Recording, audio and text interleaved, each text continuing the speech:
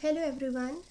आज के क्लास में हम डिस्कस करेंगे बहुत ही इम्पॉर्टेंट टॉपिक लिमिटिंग रिएजेंट। और आज के क्लास में मैं आपको एक ट्रिक बताऊंगी जिसको यूज़ करके आप लिमिटिंग रिएजेंट के क्वेश्चंस बहुत ही आसानी से सॉल्व कर पाएंगे।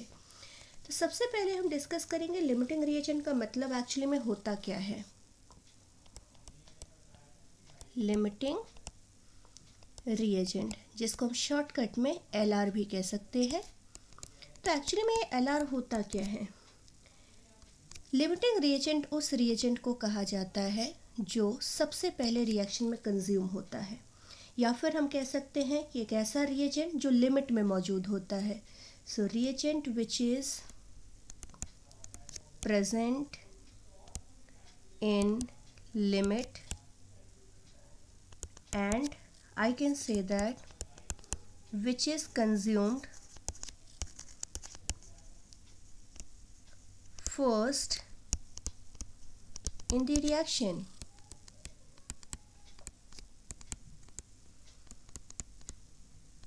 जो सबसे पहले कंज्यूम हो जाएगा उसी को हम LR कहते हैं। नाउ अगर ये 100% कंज्यूम हो रहा है तो हम ये भी कह सकते हैं कि नंबर ऑफ मोल या फिर मास कह लीजिए, या फिर अगर गैसेस इन्वॉल्व है तो उनके वॉल्यूम हम कह सकते हैं, left after the reaction is zero. मतलब अगर कोई रिएक्शन के अंदर 100% कंज्यूम हो जा रहा है तो हम उसको LR कहते हैं, और जब वो 100% कंज्यूम हो जाएगा तो रिएक्शन के बाद उसका कोई भी अमाउंट नहीं बचा होगा, ना उसका मोल बचा होगा, ना मास बचा होगा, ना ही उसके वॉल्यूम बचे होंगे। इसी तरह से एक और टर्म हमें यहाँ पे समझना है, एक्सेसिव रिएजेंट।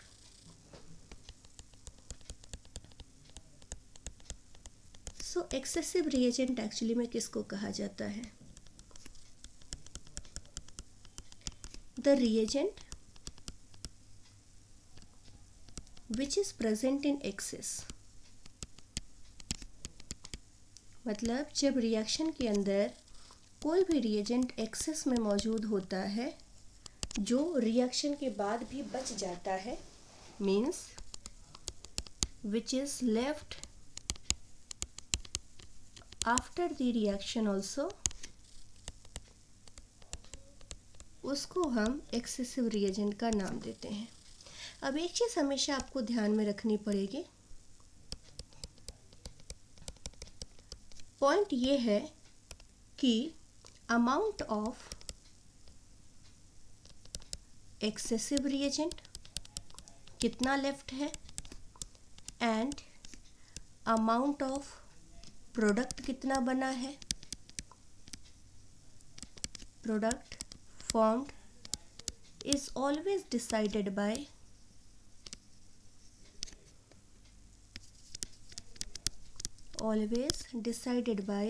LR।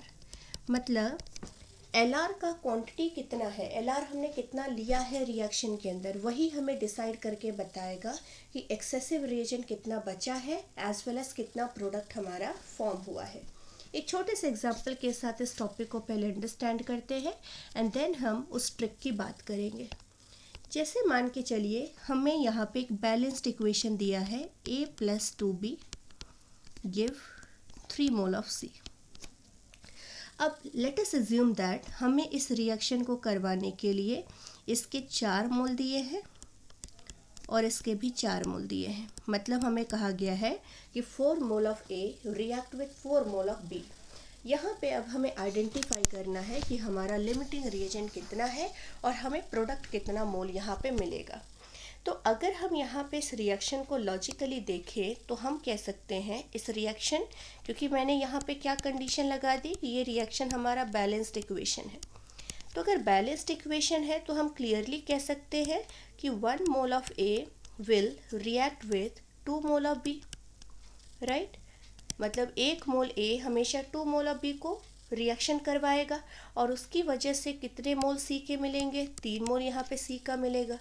तो हमारे अकॉर्डिंग अगर 1 मोल A 2 मोल ऑफ B के साथ रिएक्शन कर रहा है तो 4 मोल ऑफ A को कितने मोल ऑफ B की ज़रूरत पड़ेगी, 8 मोल ऑफ B की ज़रूरत पड़ेगी।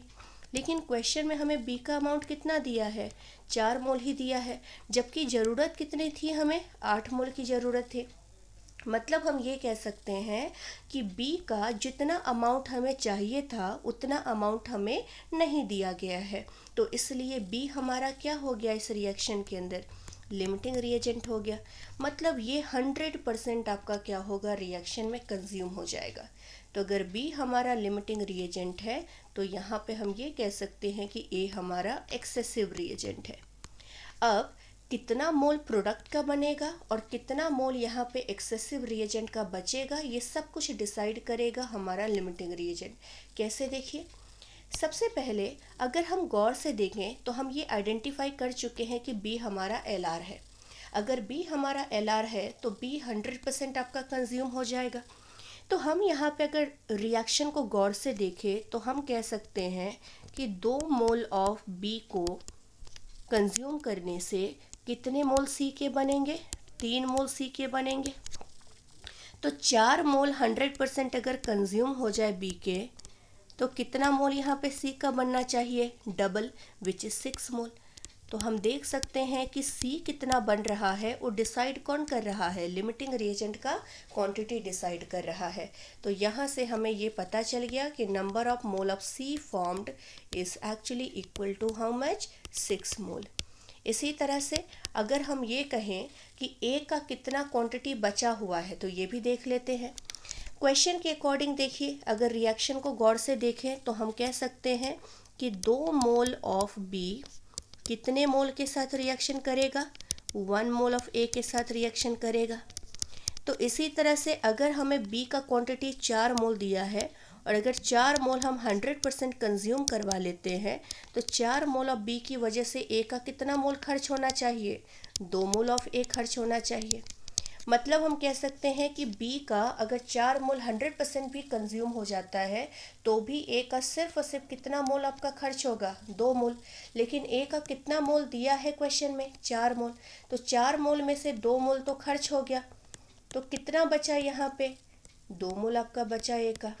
तो हम बोल सकते हैं कि number of mole of A left after the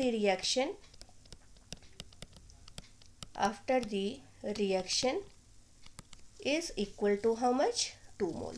तो इस तरह से हम देख सकते हैं कि ए का कितना मोल बचा है, 2 मोल, और सी के कितने मोल बने हैं, 6 मोल। तो ये हमारा एक छोटा सा कंसेप्ट होता है लिमिटिंग रिएजेंट को आइडेंटिफाई करना, एज वेल एज कितना मोल आपका प्रोडक्ट का बनेगा, एज वेल एज रिएक्टेंट का कितना, एक्सेसिव रिएजेंट का अमाउंट कितना बचेगा, हम इस तरह से कैलकुलेट कर सकते हैं ना। एक क्वेश्चन लेते हैं और अब हम इसको ट्रिक के साथ सॉल्व करेंगे। क्वेश्चन है हमारा 2 mole of hydrogen react with 1 mole of O2 to form 2 mole of water and let us say मुझे क्वेश्चन में कहा है कि 10 gram hydrogen 96 gram of oxygen के साथ रिएक्शन कर रहा है। Identify limiting reagent, excessive reagent, also calculate number of mole of product form as well as number of mole of excessive reagent left। अब देखिए किस तरह से सॉल्व करेंगे। सबसे पहले हमारा कंडीशन ये है कि जो रिएक्शन होना चाहिए वो बैलेंस्ड होना चाहिए। नाउ जो क्वेश्चन में हमें रिएक्शन दी है वो ऑलरेडी बैलेंस है, तो हमें फर्दर बैलेंस करने की मेहनत नहीं करनी पड़ेगी। ये हमारा रिएक्शन दे दिया गया है। सबसे पहले स्टेप में आपको करना क्या है, स्टेप नंबर 1 में जो भी मासेस दिए हैं इन रिएक्टेंट का उनको हमें मोल में कन्वर्ट करना है। अगर क्वेश्चन में ऑलरेडी मोल के फॉर्म में दिया है क्वांटिटी तो हमें बिल्कुल भी उसको किसी और चीज़ में कन्वर्ट करने की ज़रूरत नहीं पड़ेगी। लेकिन अगर किसी भी रिएक्टेंट के मासेस दिए हैं तो सबसे पहले हमें उसको मोल में कन्वर्ट करना पड़ेगा। तो सबसे पहले अगर हम मोल के अंदर कन्वर्ट कर दें तो नंबर ऑफ मोल हमारा क्या होता है, given mass by molar mass होता है। तो गिवन मास यहाँ पे कितना है 10 एंड हाइड्रोजन का मोलर मास है 2, तो यहाँ पे आपका कितना मोल हो जाएगा 5 मोल। उसी तरह से ऑक्सीजन का गिवन मास है कितना 96 और ऊपर से यहाँ पे मोलर मास कितना है 32, तो ये हमारा कितना मोल हो जाएगा 3 मोल। तो इस तरह से सबसे पहले स्टेप में हमें क्या करना है, जो भी मोल्स है उनको लिखना है। स्टेप नंबर 2 में आपको करना बस इतना है कि इस रिएक्शन के अंदर जो भी हमारा रिएक्टेंट है उसका जो स्टोइकियोमेट्रिक कोफिशिएंट है उन कोफिशिएंट के साथ इन मोल को हमें डिवाइड कर देना है। जैसे 5 मोल को हम क्या करेंगे 2 से डिवाइड करेंगे और यहाँ पे 3 को किससे डिवाइड करेंगे, ऑक्सीजन का कोफिशिएंट 1 है तो 1 से डिवाइड कर दिया। अब 5/2 हमारा कितना आ गया है 2.5 मोल आ गया है और 3/1 हमारा कितना होगा 3 मोल होगा। अब इन दोनों क्वांटिटी में सबसे जो मिनिमम क्वांटिटी है हमारा वही हमारा लिमिटिंग रिएजेंट होगा। ठीक है, तो इस तरह से हमने क्या पता लगाया कि 2.5 एंड 3 में मिनिमम क्वांटिटी हमारा 2.5 है। दैट मीन्स हाइड्रोजन हमारे लिए क्या हो गया है, hydrogen is our limiting reagent. और अगर हाइड्रोजन लिमिटिंग रिएजेंट है तो ऑक्सीजन यहाँ पे क्या हो गया, oxygen is our excessive reagent. अब अगर आपको प्रोडक्ट के कितने मोल बने हैं उसको निकालना है, तो number of mole of product is equal to number of mole of LR in step 2। जो स्टेप 2 हमने निकाला था उस स्टेप 2 में जो भी हमारा लिमिटिंग रिएजेंट का मोल था उस मोल को क्या करना है, प्रोडक्ट का जो स्टोइकियोमेट्रिक कोफिशिएंट है ना उससे मल्टीप्लाई कर देना है। तो यहाँ पे मैं लिखती हूँ स्टोइकियोमेट्रिक कोफिशिएंट ऑफ प्रोडक्ट। तो सॉल्व कर लेते हैं। लिमिटिंग रिएजेंट का मोल स्टेप 2 में कितना है हमारे पास 2.5 और प्रोडक्ट का स्टोइकियोमेट्रिक कोफिशिएंट कितना है 2, तो 2.5 को 2 से मल्टीप्लाई कर दिया तो हमें यहाँ पे क्या पता चल गया 5 मोल हमें पता चल गया। मतलब प्रोडक्ट के कितने मोल बने 5 मोल। अब इन मोल को हम यूज़ करके मासेस निकाल सकते हैं। कैसे, नंबर ऑफ मोल को अगर मास में कन्वर्ट करना है तो मास इक्वल टू यहाँ से क्या हो जाएगा, नंबर ऑफ मोल को मोलर मास से मल्टीप्लाई कर दो। तो अगर सपोज आपको क्वेश्चन में मास निकालने के लिए बोला हो प्रोडक्ट का, तो मास ऑफ वाटर कितना हो जाएगा, number of mole which is 5 into molar mass, और मोलार मास वाटर का कितना है 18, तो इतना मास हमें मिल जाएगा ग्राम में। इसी तरह से अगर हमें नंबर ऑफ मोल कितना एक्सेसिव रिएजेंट का बचा है अगर उसको निकालना है, तो number of mole of excessive reagent left equal to number of mole of excessive reagent minus number of mole of limiting reagent of step 2। मतलब स्टेप 2 के अंदर जो एक्सेसिव रिएजेंट का मोल है उसमें से लिमिटिंग रिएजेंट के मोल को माइनस कर देना है और उसके बाद जिसका हम मोल निकाल रहे हैं उसी के कोफिशिएंट के साथ उसको मल्टीप्लाई कर देना है। सो स्टोइकियोमेट्रिक कोफिशिएंट, तो इनको अगर हम वैल्यूज़ को पुट कर दें तो एक्सेसिव रिएजेंट का मोल हमारा कितना है 3, लिमिटिंग रिएजेंट का मोल हमारा कितना है 2.5 और इस डिफरेंस को किससे मल्टीप्लाई करेंगे, जो हमारा एक्सेसिव रिएजेंट है उसके स्टोइकियोमेट्रिक कोफिशिएंट के साथ। तो स्टोइकियोमेट्रिक कोफिशिएंट ऑक्सीजन का कितना है 1, सो 3 माइनस 2.5 कितना हो गया 0.5 मोल। तो इस तरह से हमें कितना मोल हमारा एक्सेसिव रिएजेंट का बचा है 0.5 मोल बचा है और एक्सेसिव रिएजेंट हमारा कौन है ऑक्सीजन। तो अगर मुझे क्वेश्चन के अंदर सपोज एक्सेसिव रिएजेंट का मास कितना बचा है ये निकालना है, तो mass of oxygen left will be equal to number of mole into molar mass, और मोलार मास ऑक्सीजन का कितना है 32, तो यहाँ से कितना आ गया 0.5 into 32 which is equal to 16 gram. तो इस तरह से हम मास ऑफ ऑक्सीजन भी निकाल सकते हैं। तो ये हमारा एक छोटा सा ट्रिक है जिसको यूज़ करके आप इजीली आइडेंटिफाई कर सकते हैं कि LR कौन है, ER कौन है, एज वेल एज उनकी क्वांटिटी कितनी प्रोड्यूस हुई है रिएक्शन के अंदर। एक और क्वेश्चन लेते हैं। सपोज आपको क्वेश्चन में कहा गया है N2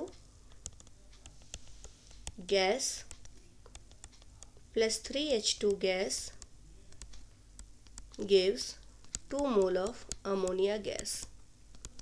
लेटर से आपको कहा गया है क्वेश्चन के अंदर कि इसका 10 मोल इसके 9 मोल के साथ रिएक्शन कर रहा है. Identify LR, ER, number of mole of product formed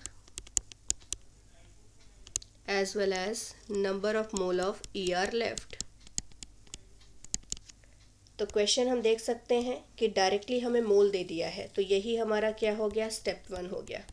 अगर मासेस दिए होते तो मासेस को हम मोल में कन्वर्ट करते, that will be our step number 1. Now step number 2 में करना क्या होता है. स्टेप 2 के अंदर जो भी हमारा कोफिशिएंट है यहाँ पे स्टोइकियोमेट्रिक कोफिशिएंट, उससे उसको डिवाइड कर देना होता है. तो इसका कोफिशिएंट 1 है, इसका कोफिशिएंट 3 है, तो 10 को 1 से डिवाइड कर दीजिए, ये 10 हो गया. और यहाँ पे 9 को किससे डिवाइड करना है, 3 से, तो ये हमारा 3 हो गया. अब अगर क्वांटिटी देखें तो यहाँ पे 10 एंड 3 में 3 हमारा सबसे लोवेस्ट नंबर है, इसलिए हाइड्रोजन हमारा क्या हो गया, लिमिटिंग रिएजेंट हो गया. So hydrogen is our limiting reagent and nitrogen हमारा क्या है, यहाँ पे एक्सेसिव रिएजेंट हो गया.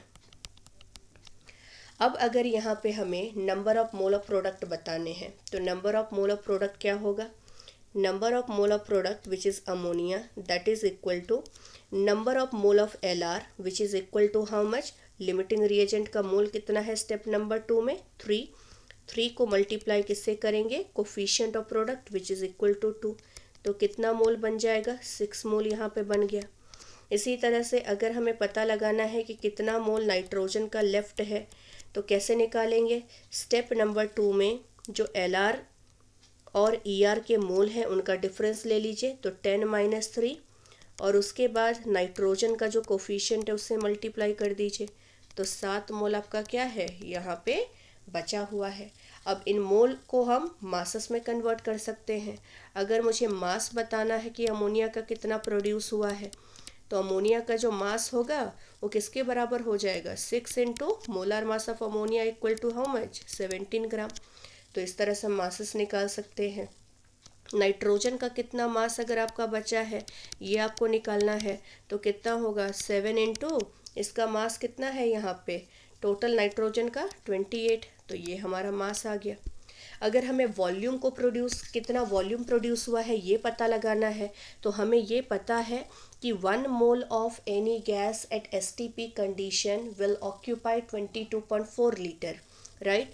तो number of mole equal to क्या होता है, given volume of gas at STP condition divided by 22.4. अगर वॉल्यूम हमें लीटर में प्रोड्यूस करना है तो यहाँ पे अगर हम नंबर ऑफ मोल को 22.4 से मल्टीप्लाई कर देंगे तो हमें वॉल्यूम भी पता चल जाएगा. तो सपोज़ अगर मुझे पूछा जाए क्वेश्चन में कि अमोनिया का वॉल्यूम कितना प्रोड्यूस हुआ है ये बताइए, तो हम नंबर ऑफ मोल जो कि 6 है उसको किससे मल्टीप्लाई कर देंगे, 22.4 से, तो इतना वॉल्यूम हमें मिल जाएगा. इसी तरह से नाइट्रोजन का अगर आपसे पूछा हो कि कितना वॉल्यूम आपका बचा हुआ है, तो इसके मोल आपके 7 बचे हैं, उसको 22.4 से मल्टीप्लाई कर दीजिए. तो इस तरह से अगर हमें मोल पता चल गया तो हम डायरेक्टली उनके मासेस भी पता लगा सकते हैं, हम उनका वॉल्यूम भी पता लगा सकते हैं. एक और मॉडल हम सॉल्व करते हैं. लेटर से आपको क्वेश्चन में कहा गया है कि N2 gas 3H2 gas react करके 2 मोल अमोनिया गैस बना रहे हैं. एंड क्वेश्चन में लेटर से आपको कहा गया कि 22.4 लीटर ऑफ हाइड्रोजन के साथ रिएक्शन कर रहा है. दोनों के वॉल्यूम अब आपको दिया है. तो सबसे पहले स्टेप नंबर 1 में हम क्या लिखते हैं, मोल लिखते हैं, जैसा कि हमने ऊपर के 2 क्वेश्चंस के अंदर भी किया. तो हमें सबसे पहले इस वॉल्यूम को क्या करना पड़ेगा, मोल में कन्वर्ट करना पड़ेगा. एंड नंबर ऑफ मोल क्या होता है, गिवन वॉल्यूम बाय 22.4. तो 22.4 डिवाइडेड बाय 22.4 मतलब ये 1 मोल है, ये भी हमारा 1 मोल है. मतलब इनडायरेक्टली आपको दोनों के मोल क्या दिए हैं, सेम दिए हैं. अब आपको स्टेप नंबर 2 में क्या करना है, कोफिशिएंट को यूज़ करके उनको डिवाइड कर देनी है। तो 1 को यहाँ पे कोफिशिएंट नाइट्रोजन का कितना है 1, तो 1 को 1 से डिवाइड किया 1 मिला, और यहाँ पे 1 को क्या करना है 3 से डिवाइड कर देना है, तो 1/3 हमारा कितना हो गया 0.33 मोल हो गया। अब अगर दोनों के वैल्यू को कंपेयर करें तो 0.33 हमारा मिनिमम क्वांटिटी है, तो इसका मतलब हाइड्रोजन हमारा क्या हो गया, लिमिटिंग रिएजेंट हो गया, और नाइट्रोजन हमारे लिए क्या हो गया, एक्सेसिव रिएजेंट हो गया। अगर number of mole of ammonia आपको प्रोड्यूस करवाना है, तो number of mole of ammonia produced will be equal to how much, जितना एल का मोल है स्टेप नंबर 2 में विच इज़ 0.33, उसको किससे मल्टीप्लाई कर देना है, अमोनिया के कोफिशिएंट के साथ विच इज़ 2, तो ये हो जाएगा 0.66 मोल। इतने मोल प्रोड्यूस हुए हैं। अगर मास आपको निकालना है तो मास को निकालने के लिए क्या करेंगे, मोल को मोलर मास से मल्टीप्लाई करेंगे, और मोलर मास हमारा कितना है अमोनिया का 17 ग्राम, तो इस तरह से मास भी मिल जाएगा। अगर हमें वॉल्यूम को प्रोड्यूस करना है तो volume of ammonia produce will be equal to how much, mole multiplied by 22.4 at STP condition. तो इस तरह से हम वॉल्यूम भी निकाल सकते हैं।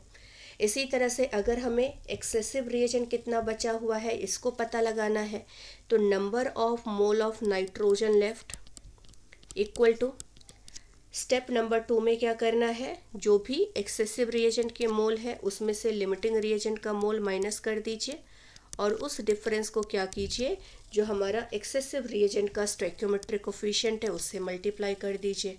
तो 1 माइनस 0.33 कितना आएगा, 0.67 आ जाएगा। तो 0.67 मोल हमारा नाइट्रोजन का बचा हुआ है। अगर मास आपको पता लगाना है क्वेश्चन में, तो mass will be equal to 0.67 into molar mass, और मोलर मास नाइट्रोजन का कितना है 28 ग्राम है। अगर वॉल्यूम आपको बताना है तो वॉल्यूम को बताने के लिए क्या करेंगे, जो भी मोल है हमारा उसको 22.4 लीटर से मल्टीप्लाई कर देंगे, तो हमें वॉल्यूम एसटीपी कंडीशन पे पता चल जाएगा। तो ये हमारा एक छोटा सा ट्रिक है जिसको यूज़ करके बच्चों आप लोग लिमिटिंग रिएजेंट को आइडेंटिफाई भी कर सकते हैं, as well as limiting reagent कितना बचा है और कितना उसका क्वांटिटी लिमिटिंग रिएजेंट तो आपका ज़ीरो बचा होगा, और उसकी वजह से उस लिमिटिंग रिएजेंट की वजह से प्रोडक्ट कितना फॉर्म हुआ है, as well as excessive reagent कितना बचा हुआ है, आप इसको ईजिली आइडेंटिफाई कर सकते हैं। एक क्वेश्चन दे रही हूँ, इसको ट्राई कीजिएगा। इसी ट्रिक को अप्लाई करके कुछ क्वेश्चंस यहाँ पे एक बार प्रैक्टिस कीजिएगा। सपोज क्वेश्चन में कहा है I2 plus 2Cl2 give ICl plus ICl3। इसका क्वांटिटी 254 ग्राम दिया है और ये 14.2 ग्राम दिया है। आपको यहाँ पे आइडेंटिफाई करना है लिमिटिंग रिएजेंट को, एक्सेसिव रिएजेंट को, as well as calculate amount of excessive reagent left and amount of product formed. And similarly, one more question, FeS2 plus O2 give Fe2O3 plus SO2। यहाँ पे आपको 600 ग्राम दिया है और इसका 800 ग्राम दिया है। आपको बस एक चीज़ ध्यान रखनी है कि इक्वेशन मस्ट बी बैलेंस्ड। अगर इक्वेशन पहले से बैलेंस्ड है तब तो कोई दिक्कत नहीं है, अगर बैलेंस्ड नहीं है तो सबसे पहले आपको इक्वेशन को बैलेंस करना पड़ेगा। और लिमिटिंग रिएजेंट का कंसेप्ट लगाना कब है बेटा, लिमिटिंग रिएजेंट का कंसेप्ट तभी लगेगा जब रिएक्टेंट, दोनों रिएक्टेंट या जितने भी रिएक्टेंट इन्वॉल्व होते हैं रिएक्शन में, सबकी क्वांटिटी दी होती है, मतलब सबका मोल दिया होगा या सबका मास दिया होगा या सभी का वॉल्यूम दिया होगा। सो यहाँ पे हम क्या लिखेंगे, इफ क्वांटिटीज